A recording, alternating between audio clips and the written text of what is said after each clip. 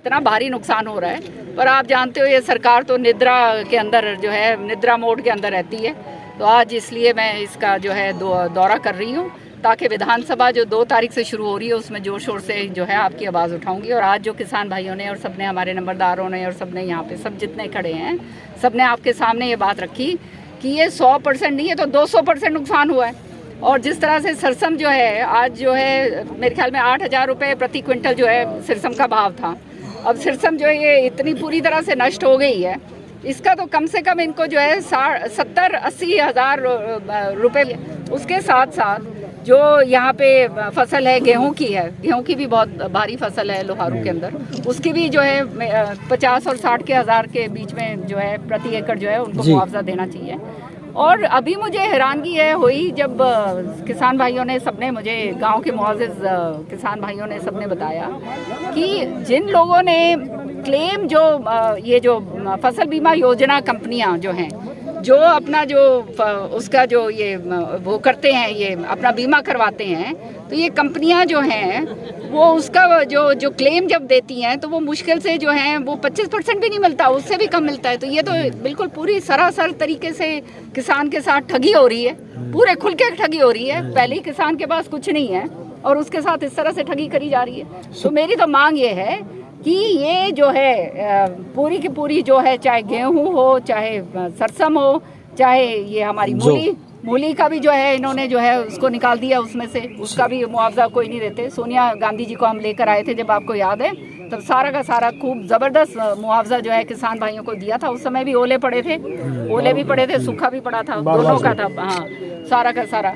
सो ये मेरी ये डिमांड है कि ये तुरंत स्पेशल गिरदावरी करवाई जाए और जो जिन्होंने बीमा करवा रखा है उनको पूरा बीमा की क्लेम दिया जाए, और जिन्होंने बीमा नहीं करवा रखा उनको पूरा मुआवजा दिया जाए, और जो क्लेम जिन्होंने मांगी है उनको भी सरकार जो है पूरी तरह से उनको मुआवजा दे, तभी किसान जो है यहाँ पे खड़ा हो पाएगा। तो और खास तौर से ये इलाके के अंदर, ये तो कृषि मंत्री का इलाका है, तो इस यहाँ पे तो जो है कम से कम जो है यहाँ इस इलाके के अंदर तो कृषि मंत्री को आगे से आगे बढ़कर जो है 70-80 हज़ार रुपये प्रति एकड़ जो है यहाँ पे क्लेम जो है हम मुआवजा जो है हमारे भाइयों को देना चाहिए। ये हालात मुझे देखकर बहुत ही दुख हो रहा है आज कि किस तरह से किसान की हालत इतनी दयनीय हो गई। 13 महीने किसान भाई कड़कती ठंड में, तड़पती धूप के अंदर बैठे, फिर इनको जो है इतने बड़े बड़े वायदे करके जो है इनको उठवा दिया गया। आज जो है वो वायदे कितने दिन हो गए भाई उठे तुम्हारे को? 3 महीने हो गए, 3 महीने हो गए, नुकसान हो गया। हाँ 3 महीने, 1 मिनट हो, 3 महीने हो गए, अभी तक इनकी कमेटी नहीं गठित हुई। MSP की बात कही थी, उसके ऊपर कोई चर्चा ही नहीं हुई।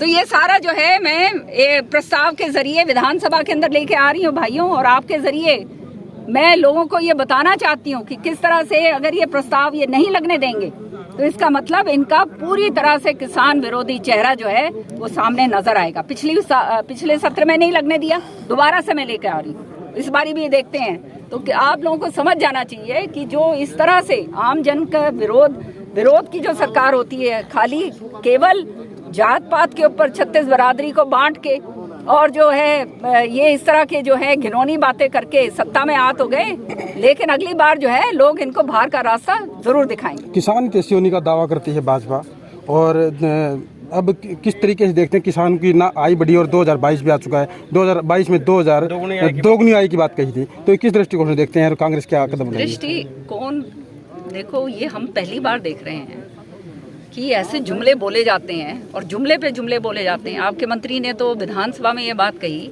कि कोई खाद की कमी नहीं थी, कोई DAP की कमी नहीं थी। बताओ भाई, कमी थी या नहीं थी? खूब लाइन लग रही थी। जो खुले आम विधानसभा के अंदर जो है इस तरह से जो है गुमराह कर जाएं, तो आप समझ सकते हैं जुमलेबाजी के अलावा और तो कोई यहाँ पे कुछ होता ही नहीं है। और ये इनके तो पाठशाला लगाई जाती है जहाँ पे झूठ बोलने की बात बताई जाती है कि इनको झूठ बोले जाओ, कोई ना कोई इनका जो है कुछ ना कुछ ऐसे 36 बरादरी जो है उसके अंदर वो कर दो। आखिरी में चुनाव आएगा जब कोई ना कोई और मुद्दा ले आएंगे या किसी के खाते में 2000 या 3000 रुपए डाल देंगे तो फिर राजी हो जाएंगे लोग। तो भाई इनके जो है ये 10 साल 5 साल चल गए, 10 साल जो है पूरा ये कर लेंगे। मेरे ख्याल में अब लोग जो हैं सारी बात इनकी असलियत जान चुके हैं और दूध का दूध, पानी का पानी, इनको असली तरह से करके देंगे। ये मुआवजा सरकार द्वारा कब तक दिया जाना चाहिए किसान को, जो हालत ये जो हालात हो रही है, मैं कहती हूँ इसको 1 महीने के अंदर अंदर ये जो है पूरा का पूरा भुगतान होना चाहिए, क्योंकि अगर ये महीने के अंदर भुगतान नहीं हुआ तो फिर किसान कहाँ जाएगा? उसका तो सब कुछ खत्म हो चुका है। 75% का वायदा करा था नौकरियों का, वो आज तक कहीं नहीं मिला। हर चीज में जुमला, किसान की आय दुगनी करेंगे। किसान की आय दुगनी कहाँ हुई है? मेरे ख्याल में दुगनी के बजाय किसान की आय तो ऐसे कर दी कि उसकी जेब खाली कर दी पूरी तरह से। दुगनी की क्या रह गया? और हर चीज के अंदर बुढ़ापा पेंशन आप देख लो, बुढ़ापा पेंशन कहा था कि 5,100 रुपए जो है बुढ़ापा पेंशन देंगे, अब बुढ़ापा पेंशन काटी जा रही है। बुढ़ापा पेंशन का मतलब ये था कि मानदेय एक सम्मानजनक जो है बूढ़ों बुजुर्गों को सम्मान भत्ता था, सम्मान भत्ता था, वो भी झूठ बोल के आगे। हर चीज में तो झूठ बोलते हैं भैया। युवा रोजगार के लिए भटक रहे हैं, तो इस आवाज को आप बुलंद करें। युवा, पहले तो मोदी जी ने कहा था वहाँ से वो क्या कहते हैं दिल्ली के लाल किले से कि 2 करोड़ नौकरियां हर साल दी जाएंगी। इस बार ही कह दिया 60 लाख। तो भाई ये तुम जानते हो अब 2 करोड़ से 60 पे आ गए। अब यहाँ पे तो कहीं नौकरियां कुछ नजर आ नहीं रही हैं। कोई जो इधर उधर कोई चमचे चिट्टे होंगे, उनको बेशक कुछ ना कुछ मिल गया होगा। गोबर बेचना सिखाऊंगा जी।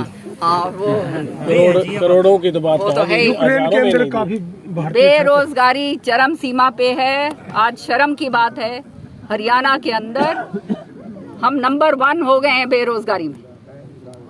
बेरोजगारी का बिल वो इस तरह से लेके आए। विधानसभा में मैंने ये बात कही थी कि ये यहाँ चलने वाला नहीं है, क्यों गुमराह कर रहे हो लोगों को।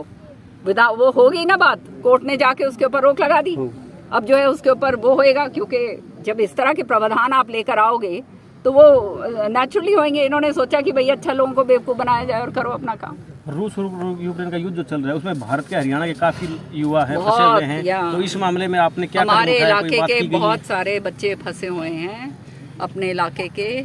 और जो है एक हेल्पलाइन जो शुरू करी हुई है, उस हेल्पलाइन के ऊपर कोई भी आपको अगर पता चले कहाँ पर है कोई है, उस हेल्पलाइन के ऊपर जो है आप उनका आवेदन करवाओ और मेरे को भी साथ के साथ बताते जाओ, ताकि उसका जो है संज्ञान लेकर मैं भी पूरी उनकी मदद करूँगी। क्योंकि ये बच्चे जो हैं बेचारे पढ़ाई लिखाई करने गए और आज देखो हालात क्या हो गए हैं वहाँ पर।